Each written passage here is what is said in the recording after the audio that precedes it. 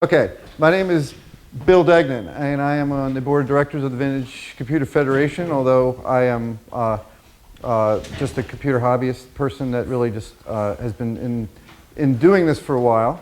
That's part of the reason why I'm here to talk about this subject. Now, how many of you have actually worked and really know a VAX VMS environment? Okay, so be prepared to be bored. But actually, I want to give you a new perspective on the subject. So instead of telling you how much I know about VAX, which 1 over what I know is really like the inverse of it, which is more associated with the fact that I don't really know that much about it at all, compared to a professional who worked in the field for many years. When I went to college, I used the VAX. A little bit of my early work experience was with the VAX, but it was really just a hair before my time. And I know that there are people right now going, but people still use VMS. Well, they do, and I agree. But this talk isn't about the fact that this is an operating system that still exists, VMS, and the concept of using a VAX-like system, the alphas, and how they've been emulated and they've grown and they continue to be used today. That's not what this talk is about. What this talk is about is two things. One, it's time to recognize the role of the latter part of the Digital Equipment Corporation line of computers, the VAX machines, in the pantheon of what is vintage. It's vintage of the early internet era. It's vintage of the 16-bit and 32-bit, the beyond the 8-bit, so to speak. It's part of the concept of a workstation. It's part of the concepts that kind of, not in any way putting down the 8-bit systems, but to consider the fact that it's time to think about, it's been 25, 30, 35 years, which in any definition of antique is relevant, to say, okay, it's time to start adding the early 90s, the late 80s into your thought process about things that need to be preserved, things that need to be saved. And there are new types of issues associated with the type of preservation that you need, the things you need to do to keep one of these guys up and running. And that's what I'm going to touch on and just give a little bit of a basic introduction to what that's all about. So that's what we're going for here today, okay? All right. Now the reason that I have this slide here is I was not part of this era. I did not call VAXN. I do not have a bunch of VAXN at my house. If you look at the DEC documentation, it's called VAX computers, or VAX as a plural. So I appreciate all of you who use the term VAXN, but I will not use it because I don't feel like I deserve it, nor do I really care for the term, generally speaking. So if you want to talk with me about VAX computers, that's fine. If you want to talk to me about VAXN, but just remember, in the back of my head, I'm saying that, okay?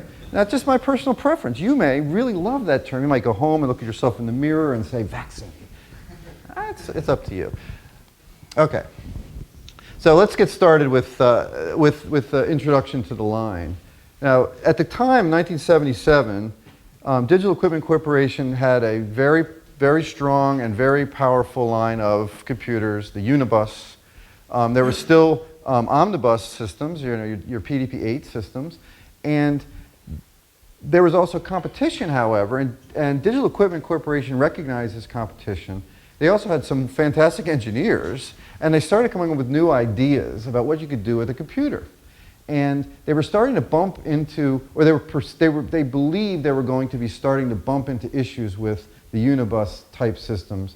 And I suppose, although I'm only speculating, the PDP-10 systems, maybe they were old and along in the tooth, and maybe they felt as if they needed something to go beyond that as well. So you had a lot of products that Digital Equipment Corporation was producing in that mid-70s period.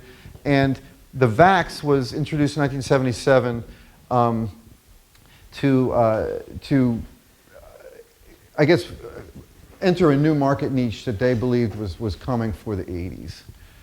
It's a 32-bit line of computing. You can see the term VAX stands for Virtual Address Extension.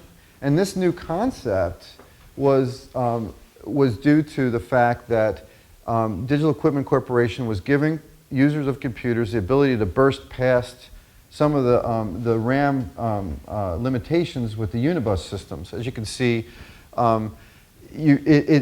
its plan was to use physical storage in conjunction with RAM storage chips to give more RAM per user. So you had the multi-user concepts, and you basically built a computer from the ground up that considered there'd be 16 people using this in an office, and they want to use bigger applications, and they want to be able to do more with larger files and larger databases, larger mailing lists, you know, and so on, in competition with IBM and the other mini computer manufacturers were also doing these kinds of things.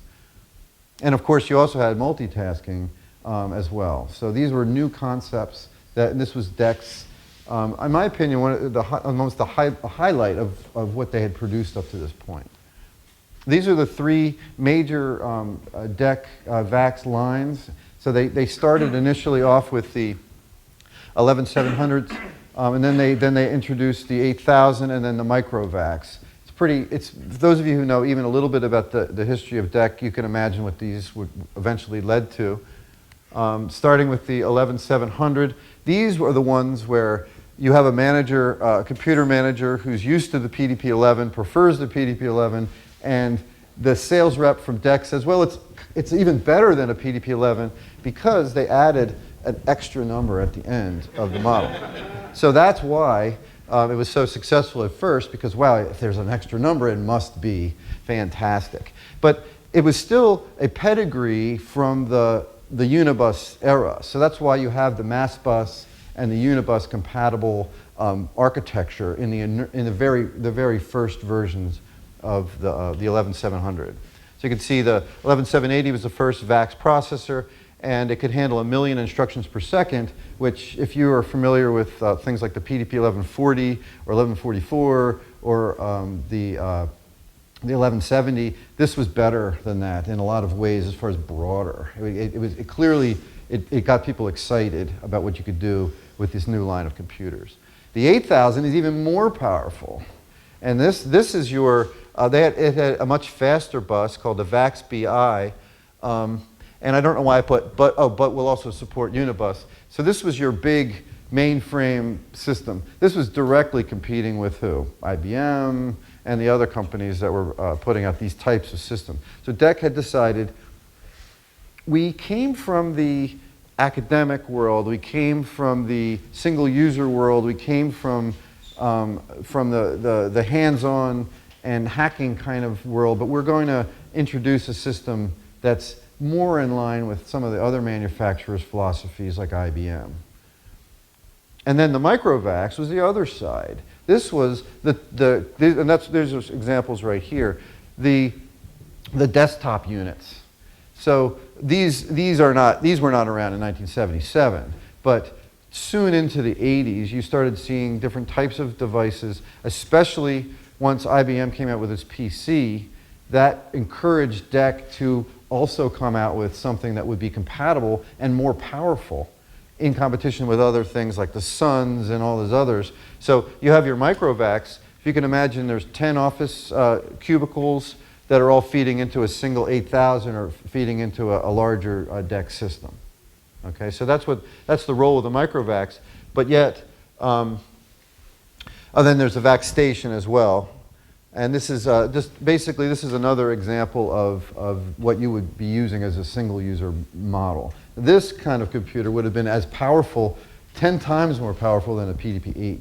So people who, or more, I'm sure, but I'm not gonna make up numbers while I'm standing in front of you right now. But this is the other type of system, and I think, well, I'm not sure which ones they say on them.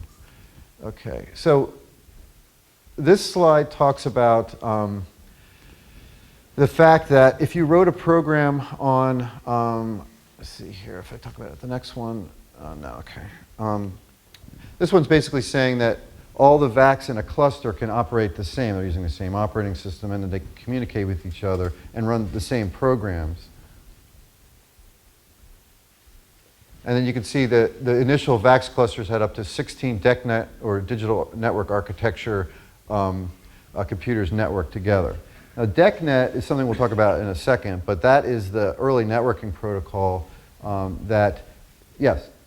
Just when you're talking about compatibility, I think the reason why the programs are VAX compatible is because they abstracted some of the memory size and all of those kinds of dimensions from the thing. Well, think of it like this. You have your whole expanded virtual memory concept. So you could have a DECnet call to a hard drive somewhere else that was being hosted by a large 8000 whose job is more to be a file server and to not offer a graphical user interface, but yet to make that database call to send a database object result and then display it, the object, through a graphical user interface that would be on your PC. So think of it like that. Things that we take for granted today.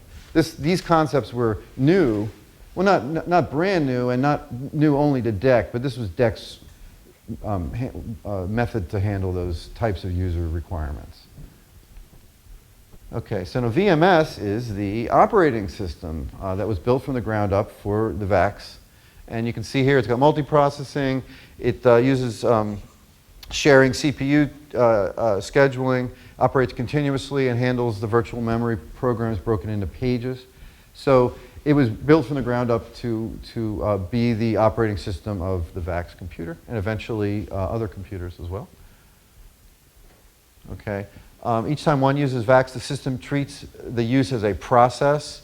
It checks the user account. So every person who logs in, which isn't really something that you had to do with an earlier DEC piece of equipment, you would log in, you would have a user, the user would be grouped with a quota of how much space they could use, and then they would be assigned privileges similar to UNIX and other systems. So the idea here is VMS clamped down on what you were allowed to do, how much of it you were allowed to do, what programs you were allowed to access, what drives you were given permission to access, and so on. Okay, any questions about that? And the reason I'm even stopping, one second, the reason I'm even mentioning that is my intention wasn't to be giving this class to such a large room. I was going to be doing some hands-on work where we're actually going to log into this thing and mess around with it. So go ahead with your question, but I just want, I'm kind of working on the fly here a little bit just to alter for the room. Go ahead. Just quickly, in that era, what was VMS's relationship with Unix? With Unix? Yeah. That's a really good question. I don't really have anything prepared slide-wise for that, but I can just tell you anyway. When Unix has obviously worked hand in hand with DEC and others, right? So you have these partnerships, and you've got these hardware partnerships, you've got these operating systems, you've got these teams, you've got Bell Labs, working on all this.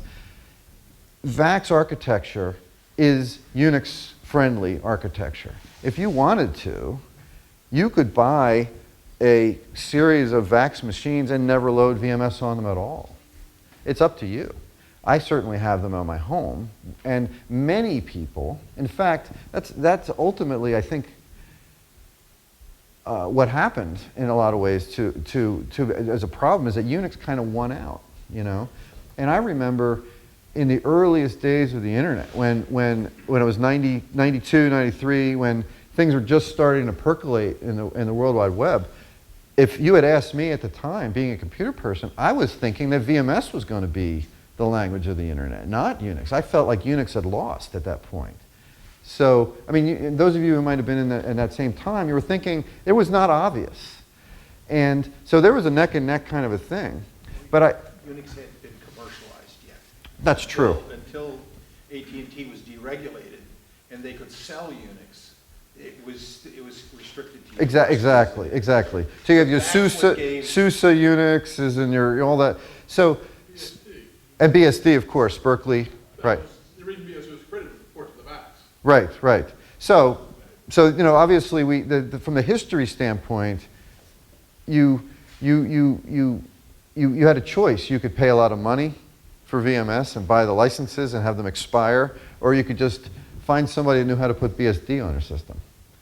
And that's, I think, ultimately what happened, in the same way that with many programming languages, PHP over Cold Fusion, or Sun's operating system, and then Linux, and why Linux came about. It's always about that development community that was stifled by the fact that although there was a large amount of people who had DEC installations, it was a development community who was working on it at home or across the internet, which ultimately, in a lot of ways, became the de facto standard of communication because of the openness of Unix versus VMS.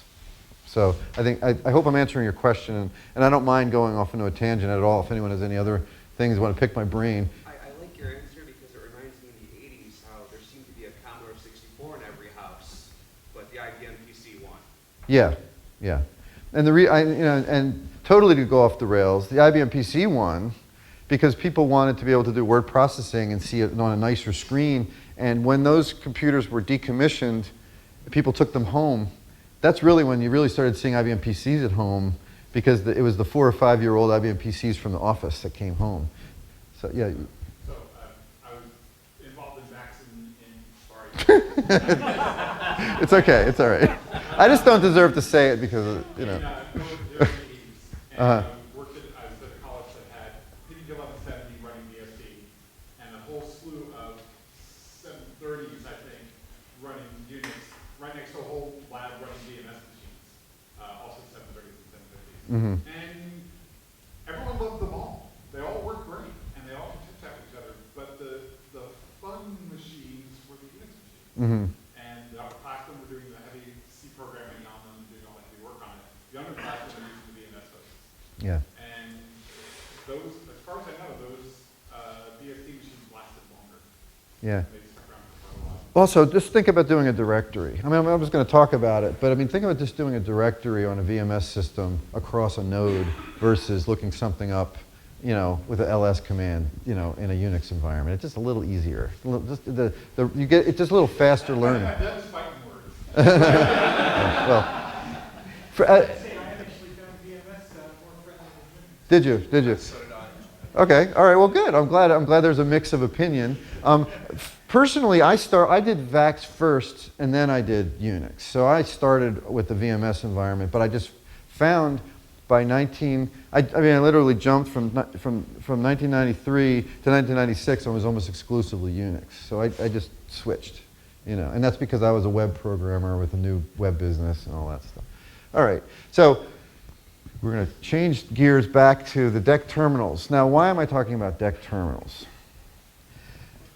The reason I'm talking about DEC terminals is that it's important, I think, to know why, if you are a computer restorationist, which is kind of what I'm looking to address here. If you're the kind of person who gets a VAX in their lap and you want to do something with it, it's important, I think, to take a look at the terminal that came with it, because that's going to give you an idea of what was put on the thing, and that's going to give you an idea of what to go for when you're trying to fix it, okay?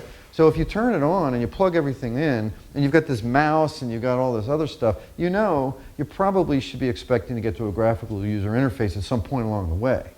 But if you were going to be dealing with an older VAX system, the really old ones, you would be using a low baud rate, and it would have been impossible to use a graphical user interface without a lot of extra inexpensive hardware.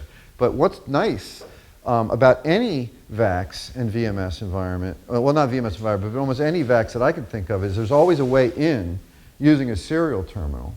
And if you encounter a VAX system, such as that one right there, this thin guy right here, the configuration has been long lost. Either the battery died or whatever was wrong with the thing, but I can get in with the serial terminal and I can figure out what's going on with it. So instead of declaring it dead, I'm able to get in with the serial terminal. So it's very important, and what I'm going to address today is mostly on looking at a computer from the perspective of a serial terminal. So here is, this is a serial terminal. This is not a printer, this is a terminal. I mean, it is a printer, but this is actually in my basement. And it's running at 1200 baud because it's been upgraded.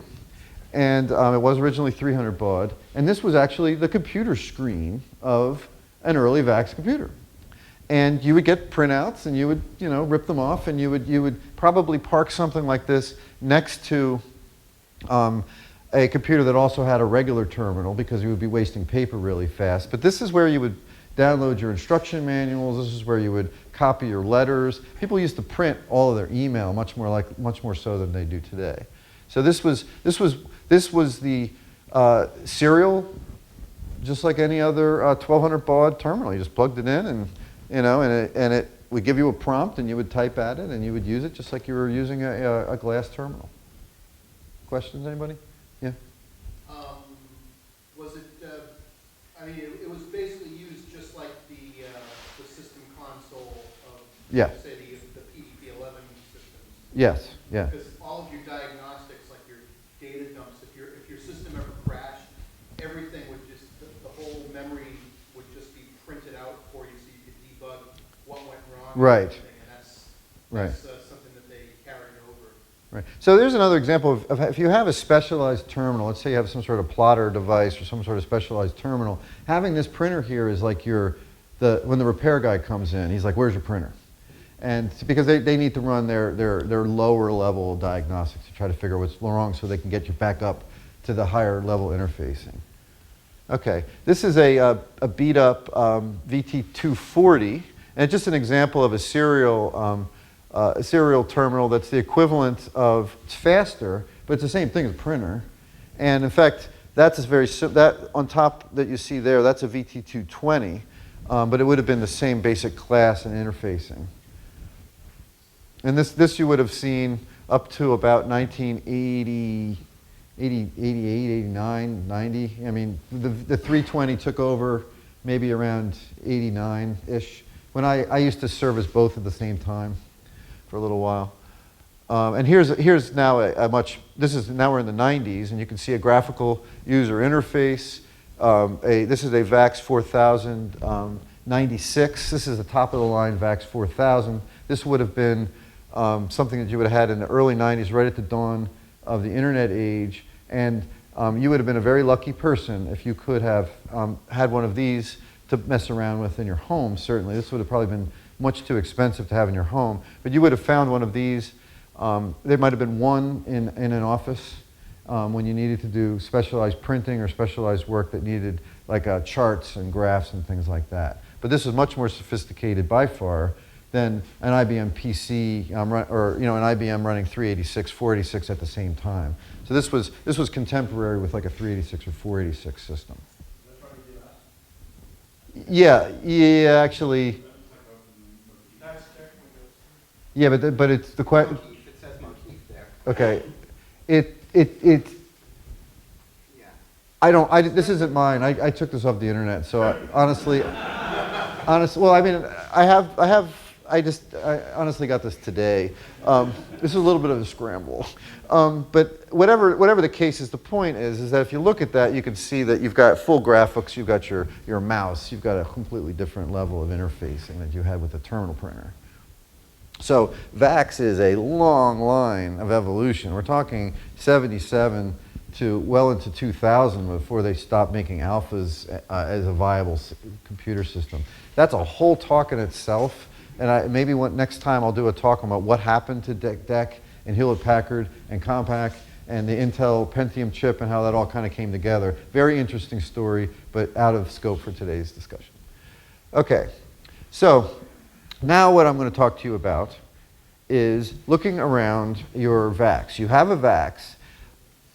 Again, this class was intended to be more of an instructional class, or more of a hands-on thing, so I'm going to talk about these things, and if you are a person who has a VAX or wants a VAX, like one of these, you can see me afterwards, but no, seriously, let me know. Write this, if you want to take notes or whatever, write this stuff down, or contact me there's a contact at the end where you can reach me, and you can ask me questions about how to get this slide presentation so you can actually take it and use it at home with your own VAX. There's another one of the ones I don't like to use. People use this, called the dead sergeant prompt. I don't want to walk in front of the screen, but you see the 3 greater than signs there? Well, I don't know where that came from. Again, I'm not contemporary of this, but people call it that, everyone I ever talk to. And what... Stripes is a sergeant. Okay, so it's the dead, they're dead. No, I get that, but I mean, I don't know why, who invented it or what magazine it came in or why it became popular and people talking about it amongst themselves, but nobody ever talked to me about it. So it's a historical term at this point. It's not my term. And that's why I'm differentiating between, I'm looking at this as, we're doing forensics of a computer that has landed in our lap. What do we do with it? Why is it important to not just format it and put VMS 7.3 on it and say how great it is? That's not what talk is about. This talk is about saying, okay, what were they doing with this computer? Do I really want to just erase it, upgrade everything, and try to use it to connect to the internet and host web pages or a BBS or something? No, the point here is that this group, our group, is supposed to be about saving these computers. And if we just format them and erase everything, then we're learning nothing, okay? You can learn a lot about what a person was doing and how to use VMS based on the messed up scripts that people put in there on their systems. The misallocation of resources. I mean, I've gotten crazy quotas that I've seen that people used. I've seen VAXs, there no real security whatsoever, and so on, with license plate numbers in it, and old county records and so on. So you learn about the times by not just formatting it. So I'm saying, here's how you explore what it's all about. And the very first thing you do after you've set up your computer is you run this command called show dev, so that you could see what hardware is attached to it. And before I do that, I just want to show you a couple things.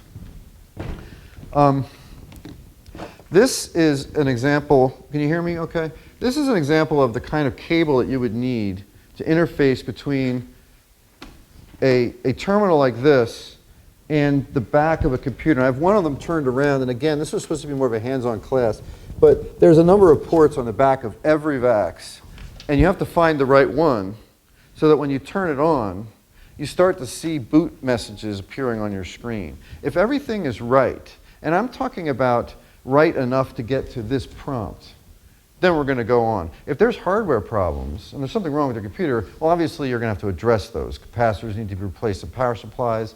Battery acid might have leaked all over a motherboard.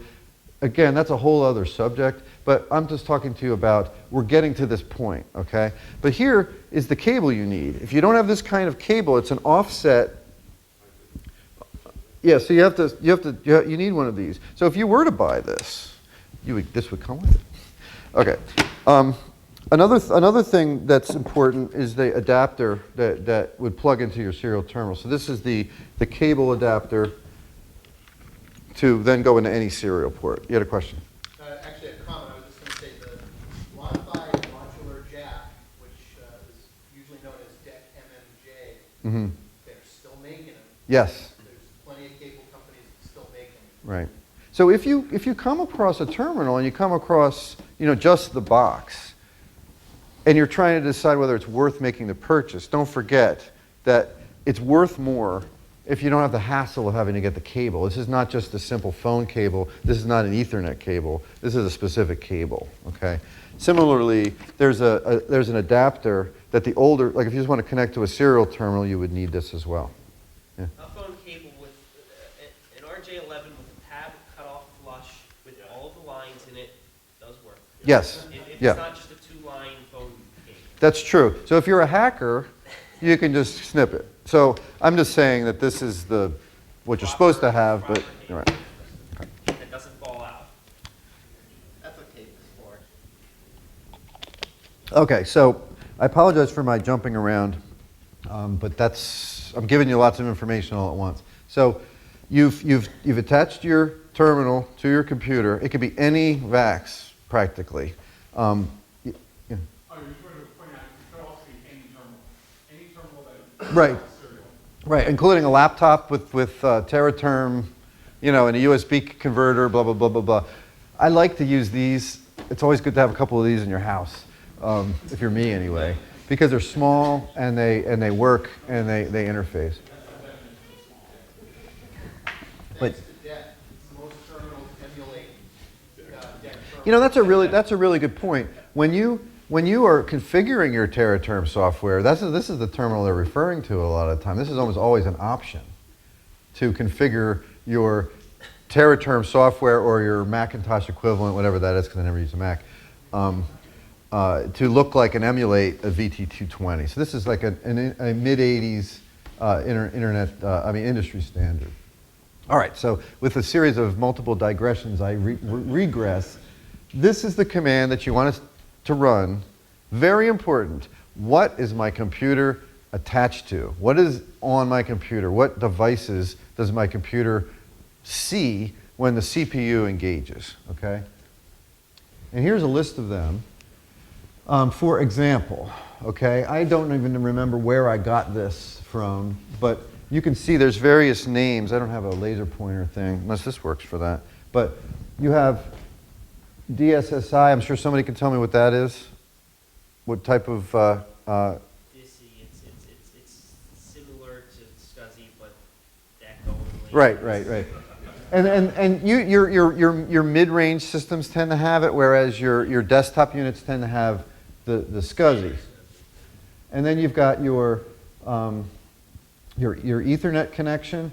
You've got your TLZ04 connection, which is like your various types of tapes, TK70. So if you, I'm not going to read this whole thing to you, but it could be anything, okay? So if it's a recognized device, you can look these up on the internet, and you can say, oh, the controller inside of my VAX is expecting there to be something or another on the other end. Or inside of here, there must be a tape drive. I just need to figure out how to wedge the door open so I can find it.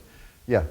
So how does it come up with this list? Does it scan the hardware? Or does Yes. So what you would use is you would use cables like these, which I'm sure you recognize. These are standard SCSI cables. And you would attach a bunch of devices together. That's what I do. I just line them up, and hook them up, and attach them, and probe them and see what sits there. It's not going to hurt anything. And the only bad thing about doing that, of course, is if you don't remember what came with what originally, and you just end up with a big pile of hardware, you're never going to figure it out. But I'll show you some more later. But the idea here is simply these are some of the names that you would recognize. And here's an example of an actual output. So here I ran show dev. The very first thing it almost always does is it says, is this a network device, is my storage device? And then it goes controller by controller looking for devices. So the first controller, the A controller, found a tape drive and a boot drive. And then the B controller, B, found these hard drives attached. So there's 1, 2, 3, 4, 5 hard drives, a tape drive, and an Ethernet connection. Which VAX is this? This is the one I don't have in my house anymore. Once I fix them, they're pretty much... That's a lot fancier than the prompts that you've seen on some. Yeah, the fun thing is you can find 2 or 3 of them and take all the hardware and put them together and make one super VAX that would have never existed in the wild, you know. But this one is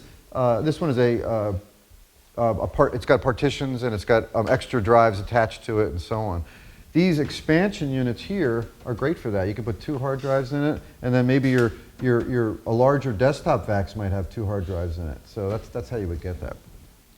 Speaking of which, this is an example of an Ethernet connector. These are also very useful. Same basic idea. This isn't really DEC specific, but in the old days, you didn't have the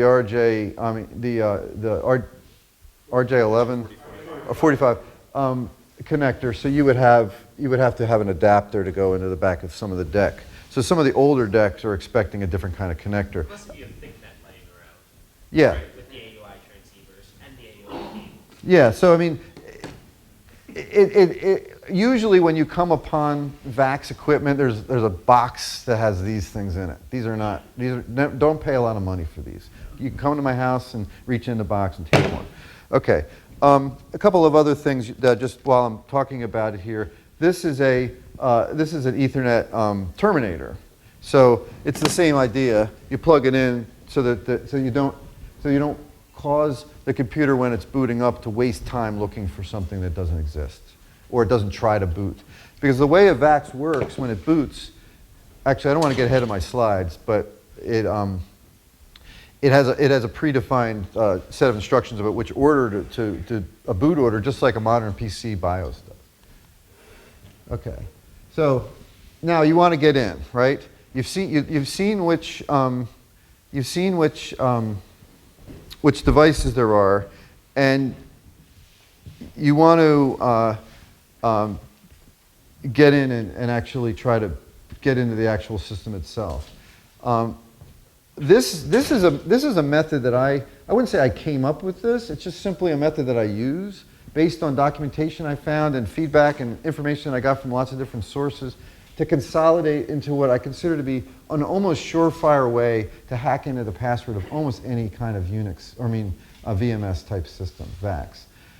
This even works with alphas a lot of the time. Now, why am I telling you this? I'm not telling you to break the law. I'm telling you that if you get a piece of hardware from 1985, I promise you nobody's going to come and get you for getting into it. It's pretty safe to say that at this point, you're a historian. You are trying to get in, and you could be lazy and just install VMS 7 on there, but I'm encouraging you to hack into the system and see what's there first, at least. Maybe you'll like it, you know? Also, with VMS, like version 4 or version 6, it works fine. You don't need 7 or 8.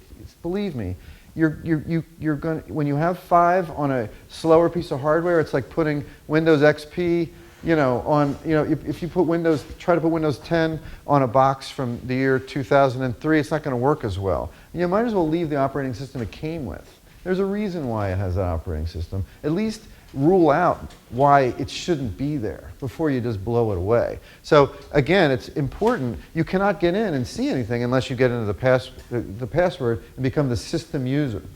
So the main user of a VMS system is called system. I don't believe that there's any VAX systems that aren't called system. Anyone want to tell me I'm wrong? So you want to become a system user. On Unix, it would be the root user. So the difference between Unix, or the parallel between Unix and VMS would be that. So here's stage 1. Ignore that piece up at the top. That's what you do once you already know. Actually, no, I'm sorry. That is correct. The first step is you've decided that DIA 0, for whatever reason, looks like it's probably the boot device. How do you know that? Well, experience, okay? You try them all. And if it doesn't work, you'll find out really quickly. But if you type B1 DIA 0, what you're doing is you're telling the computer, I would like to go into an interactive mode, and I want to see what's going on a little bit first. So by doing that, if it puts you to a sysboot prompt, then that means that yes, this is a bootable device. Might not be able to do much, but at least it's somewhat bootable. And then you go through this set of instructions to set yourself up. The OPA 0 means your operator. I mean, there's a lot of technical terms associated with that, but I won't get into that stuff. But what it'll do is that will get you in. Doesn't give you a lot of privileges, doesn't give you a lot, but it gets you in. You then run this set of commands to access the authorized subsection of VMS. And then you run this set of commands to reset the password for system. Okay? So it's three steps. First, you find the right kind of boot device. Which one is the right one, which is responsive, which puts you to sysboot by doing an interactive boot. The second one is to get you into the UAF prompt area so that you could then actually set the password. Okay? You log out. It'll ask you to reset your password, and then you've logged in, and now you've got full access to the entire system. You can see everything, you can go to anything, and now you're just limited by your abilities to use VMS. Okay? Any questions? Am I going too fast or too slow? Okay? So if you get a computer, that's a must-do thing. See what's there, hack into the password. Okay, so now these are example slides of what you can do then to automate the process of booting, because there's a point where you don't want to or don't need to do the interactive boot login. Yes. You said you've gotten a number of VAX computers over the years. you ever gotten any where trying the password, user and password combination field and service got you in? No, but I have guessed the passwords before by luck, and so it kind of makes you feel good. But no, I haven't. But I'll think about that. Maybe this one has it because I haven't gotten into that one yet. So if somebody's interested, this stuff needs to be done to it. Yeah, another question? No? Okay. So here's an example. What time is it? How much time do we have? Good, we're almost out of time. This is an example of how to automate the process. This is an example of the kind of things you can get from the help screen. Help is a very useful tool. Right from the initial BIOS prompt, or I'm calling the BIOS prompt, although it's probably not called the BIOS prompt. Console prompt. Okay, that's even better. You can get the help, and you can look up these commands. You can see what's available to you, and so on. It's very user friendly for this era. Here's an example of what it would look like when you are booting up a KA660. Who can guess what a KA660 is? No, what's the processor? Probably one of the 3800s. No, not 3800.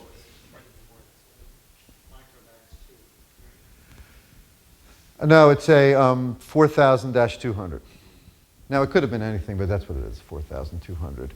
200 replaced the 300, which was the first of the 4000s, which replaced the 3800s, which are the micro-VAX line. 200, I think, is the fastest Q-bus processor you can get. Oh, it's still Q-bus. Yeah, I'm pretty sure it is. I think it's the fastest one you can The get. 200 is? Yes, I think so. That's still Q-bus? Fastest Q-bus interface processor, yes. Oh, okay. Well, I didn't know that. But anyway, what this is showing you is what it looks like to successfully boot the computer, okay? So if you did this, if you ran this command b1 dia5, because that's you've decided is the boot drive, and you got to a point where it asked you to log in, you'd have to turn the computer off. There's no way for you to get in unless you guess the password. So that's why you have to do these hacking the password steps, so that when you get to this point, you know what the username and password is going to be. Otherwise, you're going to get stuck a little bit farther than here. Okay. Now, I didn't mention this in my slides, nor did I plan on talking about it until this very second. But at this point, right afterwards, if you don't have a working battery, what will happen? Who can tell me? Right. Exactly. So I'm going to talk about that in a second, but it's really important that you make sure that you replace the battery or remove the battery, just like an Amiga system. You don't want it to bleed all over the motherboard. Okay, so this is the CPU initializing. This is me running my boot command interactively, and then I just type continue to then move on. You don't have to do this. I don't know why, but I just like to do B/1 and type continue, even though it's an extra step. I think just because if something goes wrong, I don't have to wait and redo it all over again. So I don't have any of my VAXs automated.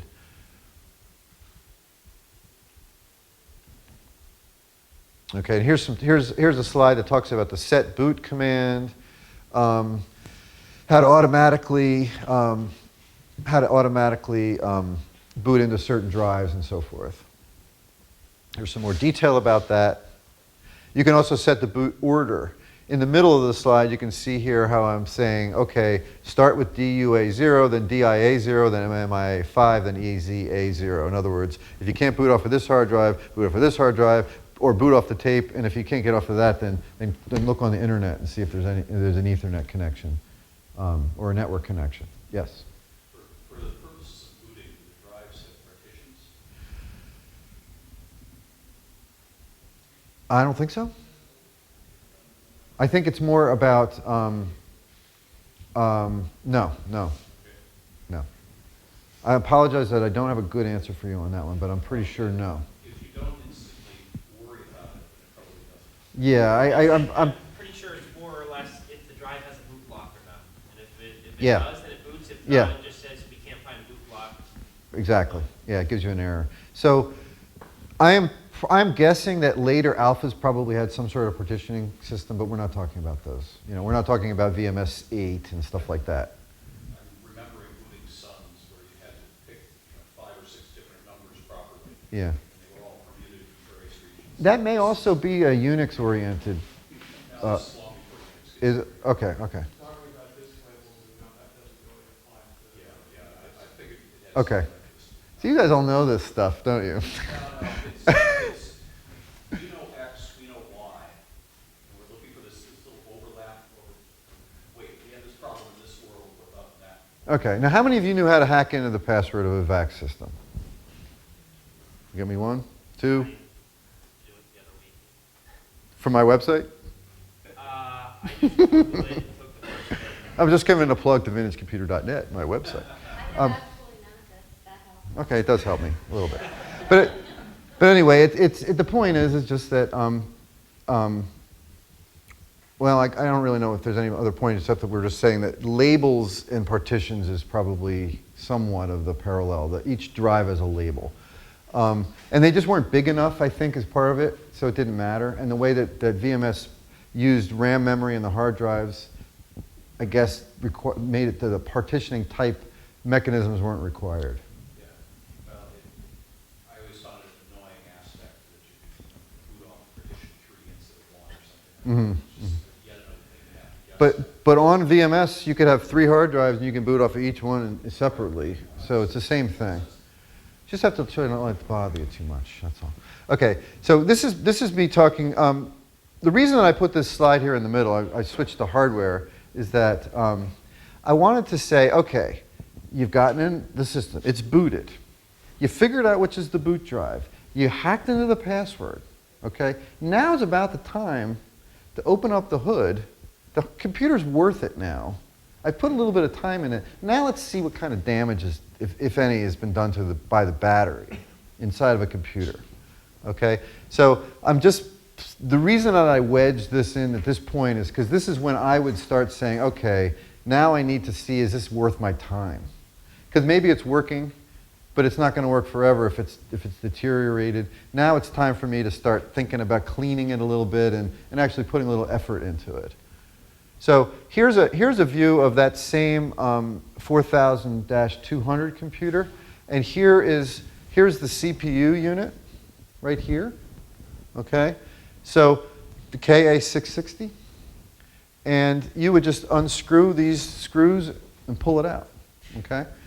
And here's a view of the kind of like you take this part, you take it apart a little bit. You can see this here, and then that's this. So you see you've taken a cover or two off. You've taken a couple of pieces apart, and you can see the battery over there is the kind of battery. I mean, I believe you could, cell phone batteries and things like that. You can easily replace it. There's no reason why not. But you definitely don't need it. So if you don't want it, take it out. A teeny weedy question. You have that as an eye cable. A lot of cell phones are using nickel metal hydride. Does anyone here know if there's any difference between using them on the socket or you know? It's a subtle thing about voltage. Yeah. Worry about the charging. Yeah, I think you might have to look at the you would tell me this. Look at the circuit. You would know more than I would. But if you pull it out, the old wired phone pack thing, that's going to be nickel metal. But you can still buy NiCad batteries that are better. The older ones seem to. I mean, I've had 20-year-old VAXs that still had good battery charge.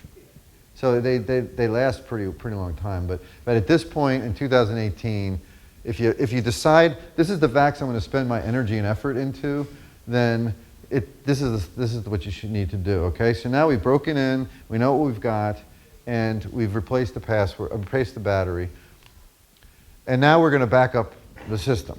Okay. So you can see my logic here. There is nothing wrong, and you should experiment. But if you know nothing about VMS at all, if you're like me, you're going to trash at least 1 or 2 systems before you figure out what you're doing. I am not kidding with you. I've destroyed computer systems by trying to learn how to make them work. Oops, I formatted a license pack, and so on. And you really don't want to do that. Also, and that's such a pain in the neck to recover. And on my website, vintagecomputer.net, I've got instructions for how to recover a license pack if you want to get into that and you find yourself stuck like that. But What I'm talking about here is these are the instructions for initiating the backup program because you want to make sure that you've got, usually, very often you'll have more than one drive on a system. One of them will be probably the backup that was being used by the system administrator back then. You might want to do a refresh of that backup, and you want to find a device. I'm not going to go into all the details, but you can attach another device and use that as a backup. Anything that it works that's considered a drive when you first do that show dev, you can do this system backup to. Okay? And the reason I'm strongly recommending that is you have no idea if this drive is on its last legs. And you just happen to get in this week, this month, but then that's it. So if you want to preserve history, which is part of what our club is about, you want to make sure that you back up this operating system, all the files on it, and all the secrets and everything that came with it. So that in case the drive dies, you've got another place that you can recover those files. Or if you're dead set against using VMS 5.3 because you just want the newest and greatest version of VMS because you're familiar with it, that's great, I don't care. But if you back it up, at least you know you've got another labeled drive somewhere that will enable you to relive the glory days of what the computer was originally for. Yes? Let's see, so the challenge I always have is I'd like to back up, but I don't have a drive old enough to also connect to it or something like that. I'm assuming most of these are sort of classic 50-pin SCSI drives? Yeah, yeah, yeah. The other question is with the networking stuff, is there a way to make a modern machine look like a remote drive?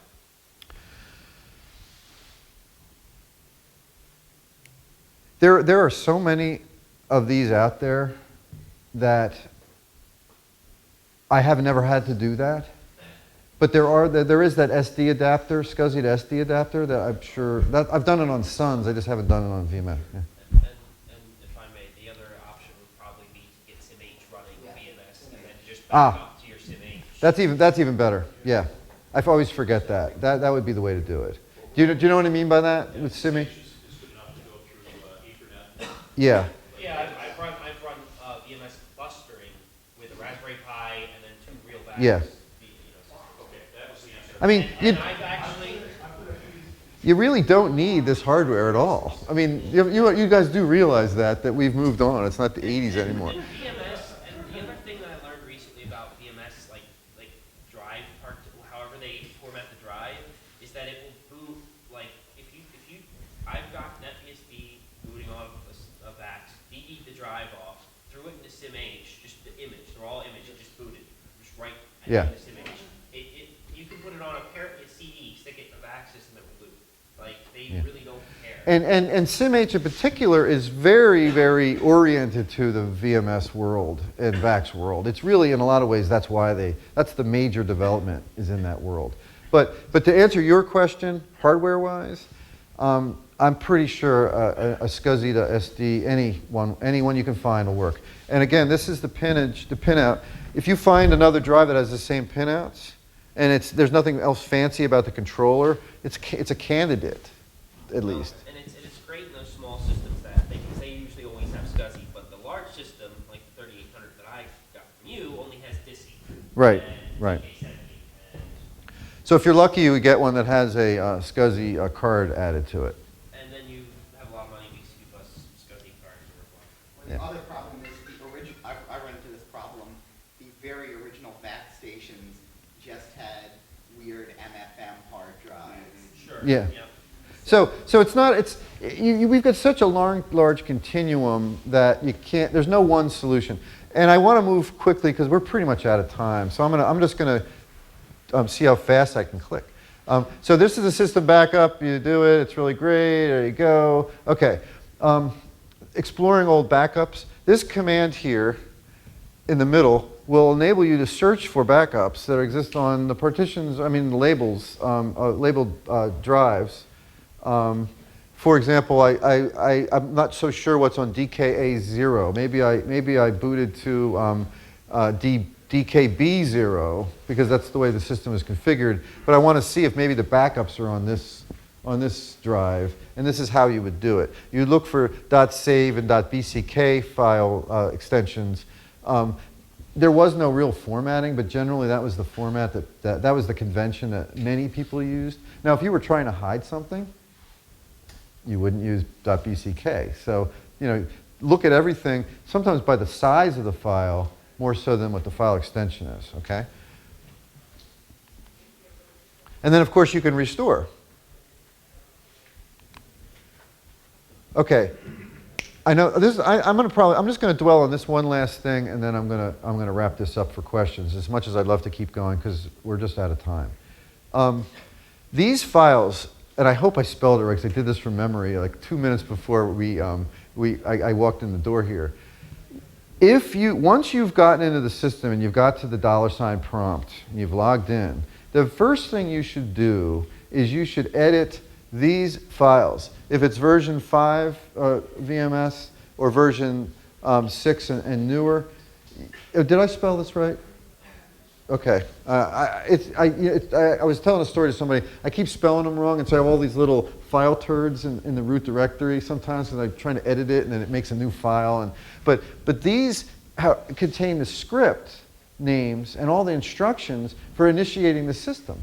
It tells you what drive labels it's expecting to find, okay? So if you have a pile of hardware and it's got user 3 on one drive and GK64728 on another one, you got all this crazy stuff, you can look at sys startup to see what hardware is supposed to have been originally hooked up to this particular computer with this particular system, okay? So it's really important.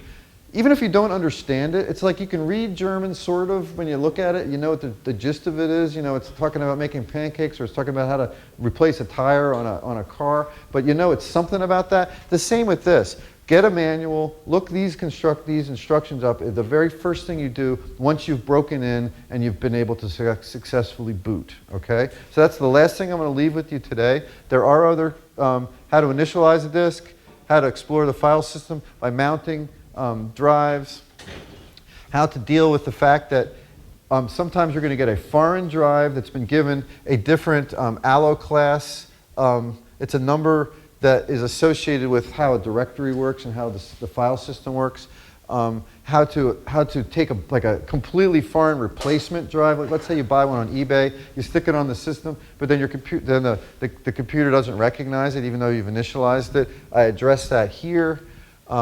How to look at what users exist on the system, how to see what networking has been attached to this computer, what it's expecting. So in a combination of the sys startup and these commands, you can see what networking configuration has been added. And then that's my last slide here, the QR code. My company, Degnan Co. Consulting, is the sponsor of VintageComputer.net. That's what I do for a living as my job. I'm open to questions unless you guys want to get out of here and eat dinner. So I helped you. Everyone feel like they got something out of this. Thank you. All right.